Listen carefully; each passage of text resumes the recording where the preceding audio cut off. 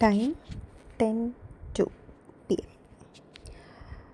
Day 17, 18, 19, 20. I know ரொம்ப நாள் ஆச்சு. யாராவது வெயிட் பண்ணிங்களான்னு தெரியல. ஏன் வீடியோ இன்னும் வரலன்னு, ஆடியோ வாய்ஸ் டைரி இன்னும் வரலன்னு. But still I have my reasons. நான் ட்ரிப்பு போயிருந்தேன். First Wednesday work from home தான் இருந்தேன். அதுக்கப்புறம் நைட்டு கோயம்புத்தூருக்கு பஸ் ஏறி அங்கேருந்து வால்பாறை போனேன். வண்டி எடுத்துகிட்டு போனேன் வால்பாறைக்கு. ஃபஸ்ட்டு கோயம்புத்தூரில் போய் ஸ்டே பண்ணிவிட்டு ரூம் எடுத்துகிட்டு ஃப்ரெஷ்அப் ஆகிட்டு வண்டி எடுத்துகிட்டு வால்பாறை வரைக்கும் போனேன். சூப்பராக இருந்துச்சு. இந்த மழை இருந்துச்சு. கிளைமேட் சூப்பராக இருந்துச்சு. போகும்போது செம்ம வெயிலாக இருந்துச்சு. பட் மலை ஏற ஏற குளிரவும் ஆரம்பிச்சிருச்சு. அந்த டீ எஸ்டேட் அவ்வளோ அழகாக இருந்துச்சு. அங்கே ஒரு லாவெண்டர் கலர் மரம் பார்த்தேன். நான் எங்கேயுமே அவ்வளோ ட்ராவல் பண்ணியிருக்கேன். பட் எங்கேயுமே அந்த மாதிரி ஒரு மரம் பார்த்ததே இல்லை. நிறைய ஃபோட்டோஸ் எடுத்தேன். அதுக்கப்புறம் சீக்கிரமாகவே திரும்ப வந்துட்டேன். ஏன்னா ஒரு 3 மணிக்கே மழை பெய்ய ஆரம்பிச்சிச்சு.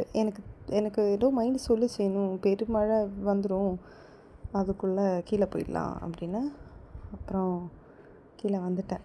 போகும்போது பொள்ளாச்சி அந்த ரோட்டில் 2 சைடும் அவ்வளோ அழகான மரங்கள் இருந்துச்சு. அந்த தணலில் வண்டி ஓட்டிகிட்டு போக சூப்பராக இருந்துச்சு. அங்கே நான் மோர் குடித்தேன். அதுவும் சூப்பராக இருந்துச்சு. அது ஒரு கைண்ட் ஆஃப் நஸ்டால்ஜிக் ஃபீலிங். அந்த மரங்களுக்கிடையில் ஊர் சைடில் மோர் குடிக்கிறது நல்லா இருந்துச்சு. அது பண்ணதுக்கு தான் மேலே போனேன். அந்த வெயிலில் மலை ஏறினேன். திரும்ப வரும்போது ஜூஸ் குடித்தேன். பொக்கவடை சாப்பிட்டேன். எவ்வளோ நாள் ஆசை பொக்கவடை சாப்பிடணுன்னா, சத்தியமாக சொல்ல பொக்கவடை அவ்வளோ நல்லா இல்லை. அந்த கடையில் நல்லா இல்லை. ரொம்ப மிஸ் பண்ணேன் ஊர் சைடு பொக்கவடை. பாலக்காடு சைடு பொக்கவடை ரொம்ப மிஸ் பண்ணேன். அப்புறம் கோயம்புத்தூர் வந்துட்டு என் அக்காவை பார்த்தேன். அவள் என்னை பாஸ் பண்ணி போனான். அங்கே ஏதோ ஒரு பார்க்கு, என்ன பார்க்குன்னு எனக்கு ஞாபகம் இல்லை. ஒரு வாட்டர் கண்டென்ட் இருந்துச்சு. ஒரு லேக்குன்னு நினைக்கிறேன். அதுக்கு பக்கத்தில் தான் லேக்கை பார்க்குற மாதிரி ஒட்டி ஒரு உட்கார மாதிரி இடம். அங்கே தான் உட்காந்துட்டு இருந்தேன். ஃபுல் மூன் பார்த்தேன். அப்புறம் HMR பிரியாணி சாப்பிட்டேன். காச்சாறு வச்சு ராவுத்தர் பிரியாணி சாப்பிட அவ்வளோ அடன்னு இருந்துச்சு. அதுக்கப்புறம் நான் ரூம் போயிட்டு நல்லா தூங்கினேன். ஏன்னா நெக்ஸ்ட் டே நென்மார வேலைக்கு போகணும். அப்போ அதுக்கு ப்ரிப்பேர்டாக இருந்தேன். அப்புறம் பக்காவாக ரெடியாகவே ரெடி ஆகிட்டு நென்மார வேலைக்கு போகிறதுக்கு கோயம்புத்தூர்லேருந்து பாலக்காடு பஸ் ஏறினேன். கொஞ்சம் வெளியவே கிளம்புனேன். நான் போகும்போது என் மிலிட்ரி ஃப்ரெண்டு சூரஜ் ஊருக்கு வந்திருந்தான். அவன் என்னை பார்க்கணுன்னு சொன்னான். அந்த மாதிரி வேலைக்கு போகிறதுக்கு முன்னாடி பார்த்துட்டு போ அப்படின்னா. அப்புறம் பாலக்காடில் இறங்கி அவனை கொஞ்சம் நேரம் பார்த்து அவங்களோட டீ குடிச்சிட்டு அதுக்கப்புறம் அந்த மாதிரிக்கு பஸ் ஏறினேன். அங்கே போயிட்டு பஸ் ஸ்டாண்டில் நிறைய பேர் என்கிட்ட பேச வந்தாங்க. நான் இந்த ஊர் ஃபாரினர்னு நினச்சிட்டோம், அந்த மாதிரிலாம் பேசுவாங்க. கொஞ்சம் அதை எப்போவுமே கேட்குறதுனால நான் இது நினைக்கிறேன். ஆனால் செம்ம ஹீட்டு. நம்ம பஸ் ஸ்டாண்டில் ஃபேனும் இல்லை. அந்த லக்கேஜை தூக்கிட்டு அங்கே ரொம்ப நேரம் நின்னேன். கிட்டத்தட்ட ஒரு 13 மினிட்ஸ் நின்னேன். அதுக்குள்ளே அஜித்தோட ஃப்ரெண்டு வந்தாங்க என்னை பிக் பண்ண. ரொம்ப நல்ல மனுஷன். பிக் பண்ணிவிட்டு அவங்க வீட்டுக்கு போனேன். அதாவது ஒரு கெஸ்ட்டாக நான் போனேன். அவங்க யாருன்னு எனக்கு தெரியாது. என்னோடய ஃப்ரெண்டோட ஃப்ரெண்ட் அவங்க. அவ்வளோ நல்லா என்னை ட்ரீட் பண்ணாங்க. அதாவது ஒரு பேயிங் கெஸ்ட்டாக போகணுன்னா கிட்டத்தட்ட 10K 12K எல்லாம் பே பண்ணணும்னு சொல்லுவாங்க. இந்த மாதிரி வேலைக்கு போகிறதுனா இருந்தால் அவங்க என்கிட்ட ₹1 கூட வாங்கலை. எனக்கு 3 வேளை சாப்பாடு கொடுத்தாங்க. ரூமில் தூங்குன்னு சொன்னாங்க. ரெஸ்ட்டுன்னாங்க. இந்த 3 மணி நெம்மர வேலைக்கு என்னை போய் அந்த மனுஷன் அவ்வளோ கூட்டத்துலேயே என்னை போய் ட்ராப் பண்ணார். போய் என்ஜாய் பண்ணுமா அப்படின்னு. என்னோடய ட்ரெஸ்ஸிங்க்கு என்னை ஜட்ஜ் பண்ணல. அவங்க இருக்கிற எல்லா ஃபேமிலி மெம்பர்ஸும் என்னை அவங்களோட ஒரு ஃபேமிலி மெம்பராக ட்ரீட் பண்ணாங்க. அது ஒரு ஃபேமிலிக்கிட்டேருந்து எனக்கு அது கிடைச்சதே இல்லை. அது எனக்கு ஒரு புது அனுபவமாக இருந்துச்சு. அவங்களுக்கு ஒரு குட்டி பாப்பா. அந்த பொண்ணுக்கு இப்போது 1.5 வயசு ஆச்சுன்னு நினைக்கிறேன். அதில் ஒரு ஃபன் இருந்துச்சு. குழந்தை என்ன சேச்சி சேச்சின்னு தான் கூப்பிடுது. சேச்சின்னா அக்கா. ஆனால் அவங்க அம்மாவோட அந்த குழந்தையோட அம்மாவோட அக்கா வந்து என்னை ஆண்டி ஆண்டின்னு சொல்கிறாங்க. சேச்சி சொல்லாத ஆண்டின்னு சொல்லுன்னு. அந்த குழந்தைக்கு தெரியுது என்ன சேச்சியை தான் கூப்பிடணும். எனக்கு சிரிப்பாக இருந்துச்சு. சரி அவள் கூப்பிட எனக்கு ஜாலியாக தான் இருந்துச்சு. அப்புறம் அவங்க இந்த இந்த அண்ணாவோட அம்மா அவங்களும் என்கிட்ட அவ்வளோ நல்லா பேசினாங்க. எனக்கு செம்மையாக இருந்துச்சு. லைக் எனக்கு ஒரு தேர்ட் பர்சன் மாதிரி ஒரு ஃபீல் வரல. நானும் என்னால் முடிஞ்ச குட்டி குட்டி வேலையெல்லாம் பண்ணாங்க. ஐ மீன் அவங்க கேட்காம நான் பண்ணேன். அண்ட் அவங்களும் அதுக்கு ஃபஸ்ட்டெலாம் வேணாம்னு சொன்னாங்க. அப்புறம் ஒரு ஃபேமிலி பார்ட் அப்படின்னு இருந்தேன். அங்கே இருக்கிற அவங்களோட ஃபேமிலி மெம்பர்ஸும் என்ன பாரு ஃபாரினர் வந்திருக்காங்க, கனடாலேருந்து வந்திருக்காங்க மேடம் அப்படின்னு சொல்லி இந்த 1.5 வயசு குழந்தைகிட்ட எல்லாம் சொல்லிட்டு இருந்தாங்க. நல்லா பேசினேன் அவங்க எல்லார்ட்டையும். இந்த 3:30 மணிக்கு என்னை இந்த அண்ணா கொண்டு விட்டாங்க ஸ்பாட்டில் நன்மரவல்லங்கி வேலையில். அங்கே நான் ஒயிட் ஃப்ராக் போட்டு ஃபுல்லாக கவர் பண்ணி கூலிங் கிளாஸ் போட்டு அம்ப்ரெல்லா எடுத்து தான் போனேன். செம்ம வெயில். எப்படியோ அடிச்சு பிடிச்சிட்டு கரெக்டாக யானைக்கு கீழே நிற்கிறேன். வல்லங்கி தேசம் யானைக்கு கீழே. ஃபஸ்ட்டு எல்லோரும் என்னை நோட் பண்ணாங்க. என்னடா டிஃப்ரெண்ட்டாக இருக்கா ஃபுல்லாக கவர்டானு. கொஞ்ச நேரம் வெயில் தாங்க முடியல. அப்புறம் எல்லாத்தையும் கழட்டிட்டு ஃப்ராக்கோடு நின்னேன். அப்போது நல்லா எல்லோரும் என்னை நோட் பண்ணுறாங்க. நிறைய பேர் பேச வந்தாங்க. ஒருத்தர் வந்து என்னை மேடம் கூப்பிட்றாங்க. நான் நியூஸ்லேருந்து வந்ததான் கேட்டுறாங்க. அவர் எனக்கு அந்த அந்த ஹீட்டில் எனக்கு விசிறியெல்லாம் எடுத்து வீசி கொடுத்தாங்க. எல்லோரும் ஐ மீன் சுற்றி இருக்கிற பசங்கள்லாம் ட்ராவல் பண்ணுறாங்க அந்த பையனை. எங்களுக்கும் வீசி கொடு அந்த மாதிரி. அப்புறம் நான் குட்டி பேகு ஒன்று தூக்கியிருந்தேன். அந்த பையன் வந்து உங்கள் பேக் கொடுங்க நான் தூக்குறேன் மேடம் அப்படின்லாம் சொல்லி ரொம்ப எப்படி சொல்கிறது ரொம்ப இம்ப்ரெஸ் பண்ண ட்ரை பண்ணார். அவர் வந்து கேசிபியில் வேலை செய்கிறாராம். அவர் ஒரே பையனா, இன்னும் கல்யாணம் ஆகலையாம், என்ன மாதிரி பொண்ணு தான் வேணுமா, என்னென்னமோ பேசினார். ப்ரப்போஸே பண்ணிட்டாரு. அப்புறம் நான் சொன்னேன் எனக்கு அந்த மாதிரிலாம் இல்லைங்க, இப்போ கல்யாணம் பண்ணுற ஐடியாலாம் இல்லை, அந்த மாதிரி டைப்பும் நீங்கள் இல்லை அந்த மாதிரி சொல்லிட்டேன். அதுக்கப்புறம் அவர் என்ன தங்கச்சின்னு கூப்பிட்டாங்க. நான் சொன்னேன் எனக்கு அண்ணனே இல்லை, அண்ணனை வந்தால் எனக்கு ரொம்ப சந்தோஷம். நம்பர் கேட்டாங்க. நான் இன்ஸ்டா ஐடி கொடுத்தேன். ஃபோன் பண்ணால் நான் எடுக்க போகிறது இல்லை, இன்ஸ்டா ஐடியில் சுத்தம், பட் அட்லீஸ்ட் என்னோடய போஸ்ட்டாக தான் உங்களுக்கு பார்க்கலாம் அப்படின்னு இன்ஸ்டா ஐடி கொடுத்துட்டேன். நிறைய பேர் இன்ஸ்டா ஐடி கேட்டாங்க. நிறைய பேர் பேச வந்தாங்க. ஆக்சுவலி என்னை ஆல்ரெடி எல்லோரும் ரொம்ப பார்த்துட்டு இருந்தாங்களா. எனக்கு அந்த லைட் ஷூ ஆன் பண்ணால் கொஞ்சம் இதுவாக இருந்துச்சு. அதனால் நான் லைட் ஷூ ஆனே பண்ணலை.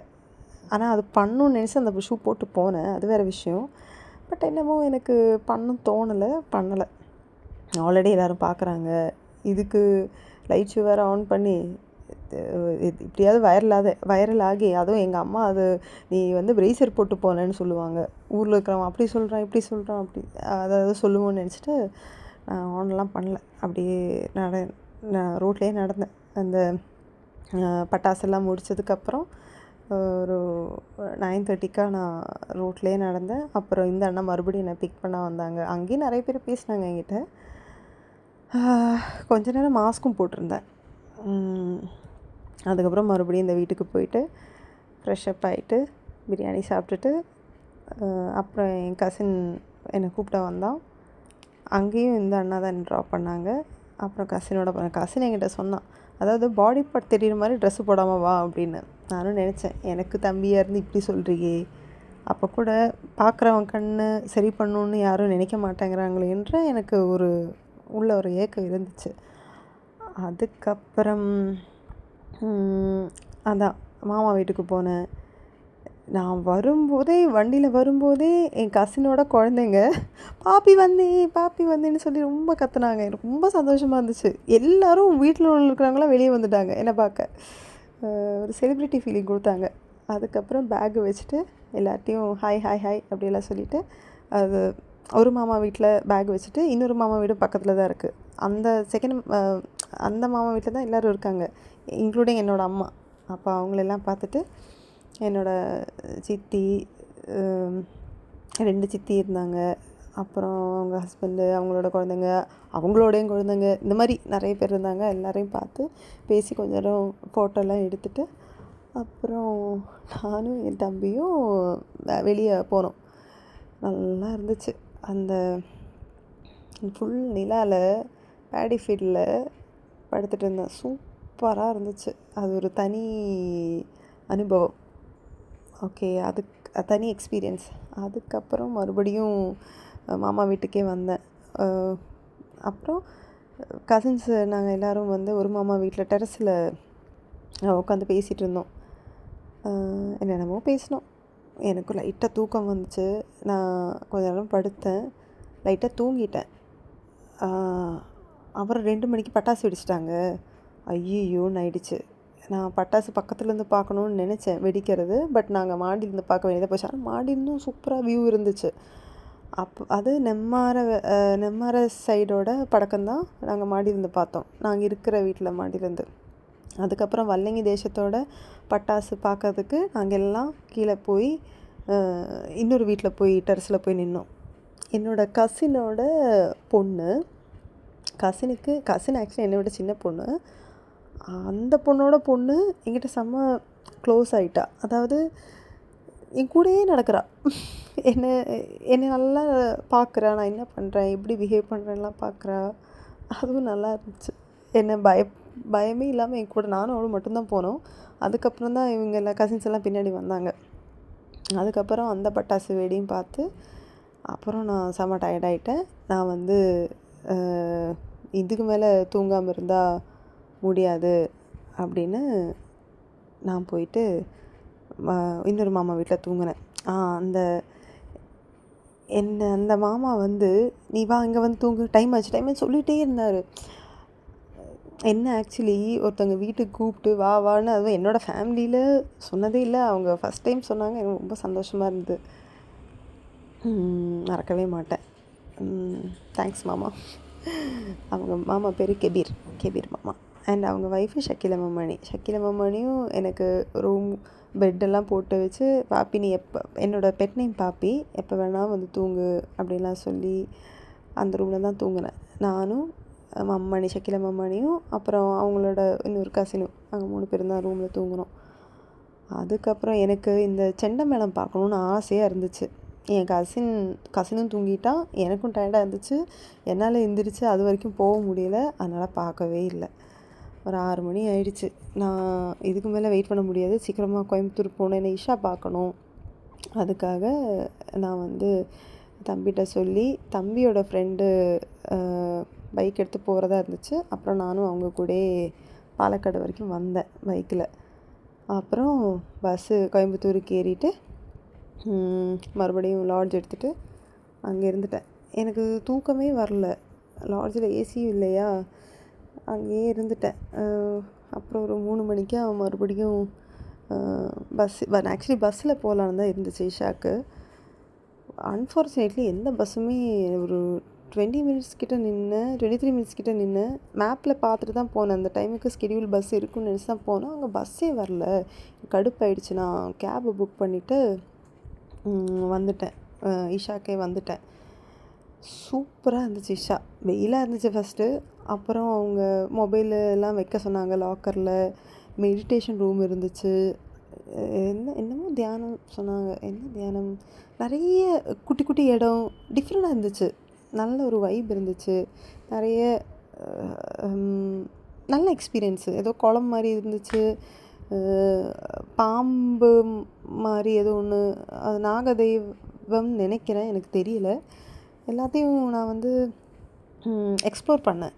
நான் ஆதியோகியோட டாப்பும் ஜுப்பா மாதிரி ஒன்று இருக்கும், அப்புறம் ஓம்னு எழுதின பேண்ட்டும் பிளாக் அண்ட் ஒயிட்டு, ரெண்டுமே பிளாக் அண்ட் ஒயிட், இது போட்டுட்டு தான் போனேன். அங்கேயும் ஒரு ஃபன்னு. அங்கே ஒரு 5 பசங்க வந்து என் கூட ஃபோட்டோ எடுக்கலாம் வந்தாங்க. அப்புறம் என் பேர்லாம் கேட்டாங்க. காசி ஃப்ளவர் சொல்லிட்டேன்னு. எந்த ஊருன்னு கேட்டாங்க, எந்த கண்ட்ரின்னு கேட்டாங்க. அப்போ நான் சொன்னேன், எனக்கு தமிழ் தெரியும், நீங்கள் தமிழே பேசுங்க அப்படின்னு. ஓ அப்படியா, ஃபாரினர் நினச்சிட்டோம் அப்படின்னாங்க. அப்போ ஆமாம் எனக்கு புரியுது அப்படிலாம் சொன்னேன். அதுக்கப்புறம் இஷா போனேன். ஐ மீன் அந்த கரெக்டாக அந்த ஸ்டாச்சுக்கு கீழே ரொம்ப நேரம் உட்கார வேண்டியதாக இருந்துச்சு. அங்கே ஏதோ ஒரு ஃபங்க்ஷன், அந்த ஃபங்க்ஷன் இன் த சென்ஸ் ஏதோ பூஜை மாதிரி ஏதோ இருந்துச்சு. அதெல்லாம் முடிச்சுட்டு அவங்க லைட் ஷோ போட்டாங்க. வேறு லெவல். லைக் அப்படி கண்ணை மூடவே தோணல, அந்த அளவுக்கு சூப்பராக இருந்துச்சு லைட் அண்ட் சவுண்டு ஷோ. அதுக்கப்புறம் கேபை புக் பண்ணிவிட்டு, அதுக்கப்புறம் கேபை புக் பண்ணேன். எந்த கேபுமே வரல. வர்றவங்க எல்லாம் வெயிட் பண்ண வச்சு 10 நிமிஷம் ஏன்னா 1200 ஆகும். நாங்கள் அதுலேயே 500 600 தான் காமிச்சுது. அவங்களுக்கு டபுளாக எக்ஸ்பெக்ட் பண்ணாங்க. அதெல்லாம் எனக்கு கொடுக்க முடியாது, அவ்வளோலாம் கொடுக்க முடியாது, எதுக்கு ஏமாத்துறீங்க அப்படிலாம் சொன்னேன் நான். அதாவது 10 நிமிஷம் வெயிட் பண்ண வச்சுட்டு அப்புறம் சொல்கிறாங்க அவங்களுக்கு எக்ஸ்ட்ரா காசு வேணும்னு. அவ்வளோ கூட்டம். அது முடிச்சுட்டு எல்லோரும், நிறைய பேர் பஸ்ஸில் வந்தவங்க, காரில் வந்து எல்லாம் திரும்ப போகிறாங்க. எனக்கு கவர்மெண்ட் பஸ்ஸும் கிடைக்கல, கேபும் கிடைக்கல. செம்ம டென்ஷன் ஆகிட்டேன். கிட்டத்தட்ட 1 hour என்னோடய லாஸ்ட். அதுக்கப்புறம் நான் என்ன பண்ணேன், நடந்தேன். வந்த வழியாகவே நடந்துட்டு மெயின் ரோடு வந்தேன். மெயின் ரோடில் ஆட்டோ பிடிச்சிட்டு ஒரு 7 கிலோமீட்டர்ஸ் தள்ளி பூண்டி ஜங்ஷனுக்கு போனேன்.